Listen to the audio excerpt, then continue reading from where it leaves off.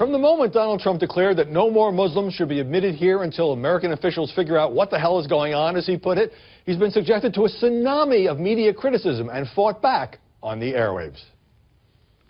And it seems as though you're acting out of fear, not making us look strong, and rejecting what America is all about. Chris, we are at war with radical Islamic terrorism. Right, we not are at war, all whether Islam. you like it or whether you Not don't all like it. Things got so heated on MSNBC's morning show that Joe Scarborough threatened to break off the interview. Donald, you're not going to keep talking. We will go to break. If you keep talking, we're going to ask you questions. All right, go to break. Go to break, everybody. Go to break. Go to break right now. We'll be right back with more Morning Joe. Not to worry, they came back and continued the interview uninterrupted for half an hour. As many in the Republican Party denounced Trump's plan, many journalists pressed him as well.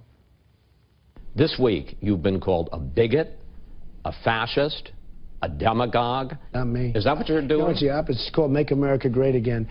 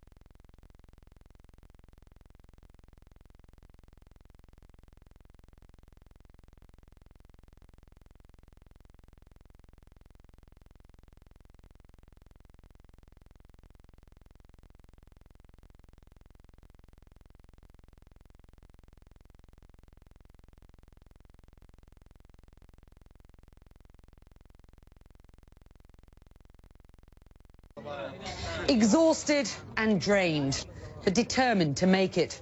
Most are marching towards Germany, where they are being welcomed with open arms. The majority are Syrian and have travelled thousands of miles in search of a better life, often paying the ultimate price.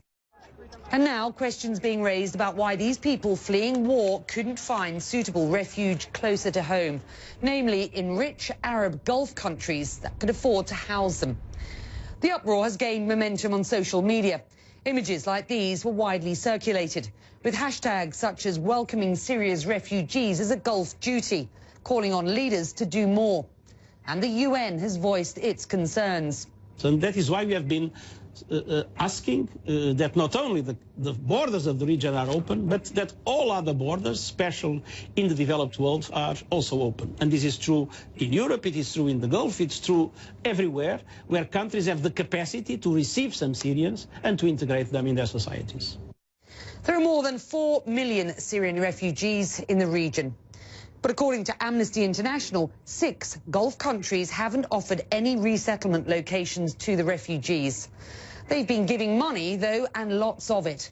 Since the war broke out, Kuwait alone has donated almost $1 billion to the UN to help Syrians, making it the 5th largest donor worldwide. There's a lot that the Arab Gulf states have done that has not been recognized by the international community. I don't think anybody, any country, any state have helped the Syrian refugee more so than the Arab Gulf states. But Gulf countries don't recognize refugees, as they're not signatories to the 1951 Refugee Convention. So anyone who wants to enter has to meet standard visa requirements, which tens of thousands of Syrians do. And there are security concerns about hosting large populations from Arab states. Having refugees also feeds into ISIS appeal, and it feeds into the violences in the region, which is already, the most violent region on earth. So all in all, anything that goes in the neighborhood impacts the security and the stability of the Arab Gulf states, who are by far the most stable and the most secure of all Arab countries. We've spoken to officials here in the UAE who say that they have given almost $500 million, citing their efforts to help Syrians in Jordan and in Iraq as examples. For the moment, it seems the money will continue, but the doors are staying closed. Becky Anderson, CNN, Abu Dhabi.